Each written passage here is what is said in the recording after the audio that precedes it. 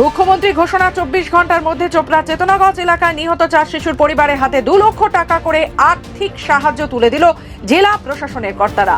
শুক্রবার দুপুরে উত্তর দিনাজপুরের জেলা শাসক সুরেন্দ্র কুমার মিনা চোপড়ার চেতনাগঞ্জ এলাকায় আসেন।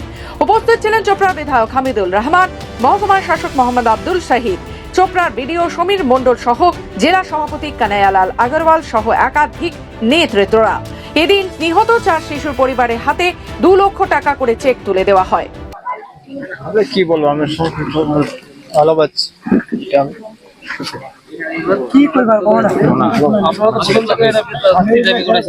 শাস্তি তো আমি চাচ্ছি, যে আমার এগুলো শাস্তি চাচ্ছি বেশি। আজকে কি দেওয়া হলো? রাজ্য সরকার থেকে আমাকে একটা চেক দেওয়া হলো 2 লক্ষ।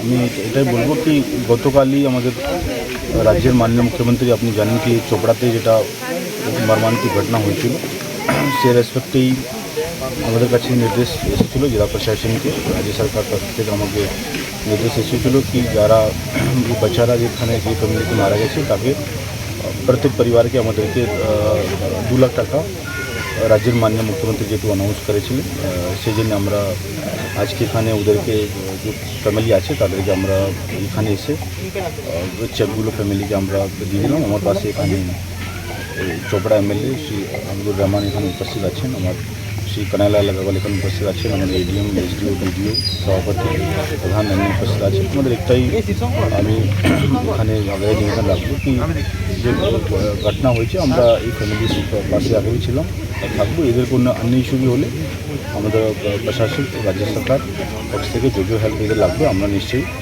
এদের পাশে। রিলিফ ফান্ড দিয়েছিল, এটা মুখ্যমন্ত্রী আমাদের রাজ্য সরকারের যে চিফ মিনিস্টার রিলিফ ফান্ড আছে সেখান থেকে 2 লাখ টাকা করে দিই। 2 লাখ টাকা করে চেক প্রত্যেকটা ফ্যামিলিকে আমরা 2 লাখ টাকা করে চেক মাননীয় মুখ্যমন্ত্রী আমাদের মাননীয় মমতা বন্দ্যোপাধ্যায় গতকালই অ্যানাউন্স করেছিলেন। 4টার দিকে আমরা খবর পেয়েছিলাম যে রাজ্য সরকার থেকে 2 লাখ টাকা করে চেক দেওয়া হবে। আর আজকেই ডিএম সাহেব, এসডিও সাহেব, বিডিও সাহেব, এডিএম সাহেব সবাই এখানে উপস্থিত ছিলেন, আমাদের এমএলএ সাহেব এখানে উপস্থিত ছিলেন, পঞ্চায়েত সমিতির সভাপতি জিয়াউল সবাই ছিলেন। সবার উপস্থিতিতে 4টা ফ্যামিলিকে আমরা এই চেতনাগঞ্জ গ্রামেই আমরা ওই 4টা ফ্যামিলিকে হাতেই ওই 2 লাখ টাকা করে চেক আমরা তুলে দিয়েছি। আমরা আন্দোলন করেছিলাম 12 তারিখ থেকে, 12 তারিখের ঘটনা 13 তারিখ থেকে তো আমরা অবস্থান ধর্মঘট করেছিলাম। একটাই আমাদের দাবি ছিল যে এই একটা দিক আছে মানবিক দিক, যে আমরা সেদিনও 3 লাখ টাকা করে যখন পার্টির থেকে যখন আমরা দিচ্ছিলাম তখনও আমরা বলেছিলাম যে মায়েদের বলেছিলাম, বাবাদের, ওনাদের বাবাদের, যে আমরা বাচ্চাদের ফিরিয়ে দিতে পারবো না, কিন্তু কিছুটা হলেও আর্থিক সহযোগিতা করে একটু আপনাদের পাশে দাঁড়ানোর আমরা চেষ্টাটা করব। তো সেদিন দলের পক্ষ থেকেও আমাদের এমএলএ সাহেব উপস্থিত ছিলেন, রব্বানী সাহেব আমাদের এখানকার যিনি মন্ত্রী আছেন উনিও সেদিন উপস্থিত ছিলেন। আমরা 3 লাখ টাকা করে দলের পক্ষ থেকে দিয়েছিলাম। পরে আমাদের দাবি, আমাদের 12 জন প্রতিনিধি দল রাজ্যপালের কাছে গেছিলেন। ওনারা দাবি করেছিলেন, রাজ্যপালকে বলেছিলেন যে আপনি সন্দেশখালী যেতে পারেন, কিন্তু আপনি ওখানে চেতনাগঞ্জ কেন যাচ্ছেন না? তো রাজ্যপাল তখন ওনাদের কথা দিয়েছিলেন প্রতিনিধি দলকে যে আমি চেতনাগঞ্জ যাব, সেই হিসাবে উনি এসেছিলেন।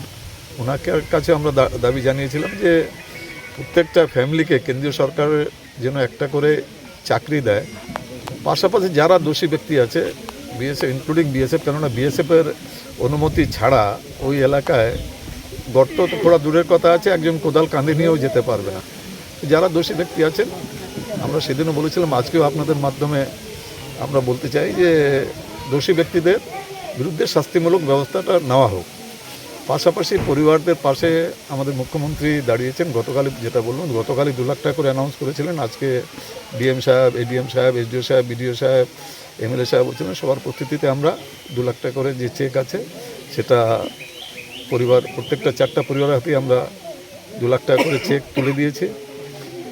আশা করছি ঘটনার একটা শাস্তি হবে, যারা দোষী ব্যক্তি আছেন নিশ্চয়ই শাস্তি হবে।